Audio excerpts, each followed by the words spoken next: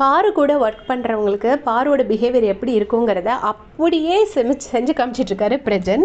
இப்போ பார்வதி வந்து work assign பண்ணும்போது பிரஜன் அதே மாதிரி எப்படி பாரு ரிவால்ட் பண்ணுவாங்களோ, சொல்கிறத செய்ய மாட்டேங்கிறதோ, குதர்க்கமாக பேசுகிறதோ, எடக்கு முடக்கா பேசுகிறது, அது எல்லாத்தையுமே வந்து இப்போ பிரஜன் பண்ணிகிட்ருக்காரு. செம்ம காமெடியாக இருந்துச்சு பார்க்குறதுக்கு. ஸோ பிரஜன் வந்து டெஸ்க்கை தொடச்சிட்ருக்காரு. உடனே பாரு வந்துட்டு இங்கே எல்லாமே நிறைய ஈயாக இருக்குது அப்படின்னு கம்ப்ளைண்ட் பண்ணுறாங்க அப்படின்னு சொல்கிறாங்க. உடனே அப்போ பேட் வாங்கி கொடுங்க அப்படிங்கிறாங்க. பேட்னா கொசு பேட்டை சொல்கிறாரு. பேட் வாங்கி கொடுங்க அப்படிங்கிறாரு.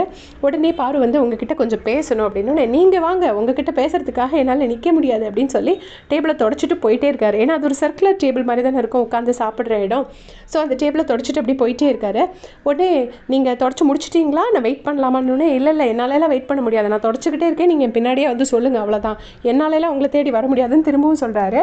கடைசி பாரு வந்துட்டு சரி நீங்கள் முடிச்சுட்டே சொல்லுங்கள், நான் வெயிட் பண்ணுறேன் அப்படிங்கிறாங்க.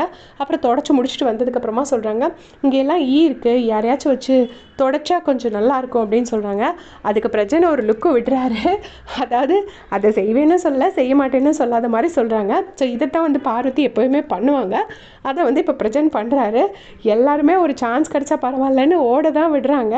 பட் ஸ்டில் இப்போ வந்து பார்வதி வந்து ரொம்ப டோன் டவுன் ஆகிருக்காங்க. எதுவுமே சண்டை எதுவுமே போடலை, ரொம்ப சாஃப்டாக தான் எல்லார்ட்டையும் டீல் பண்ணிகிட்ருக்காங்க.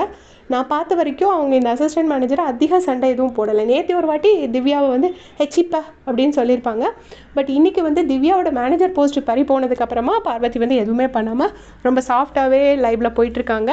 பார்த்தவங்க அதை சொல்லுங்கள். தேங்க்ஸ் ஃபார் வாட்சிங்.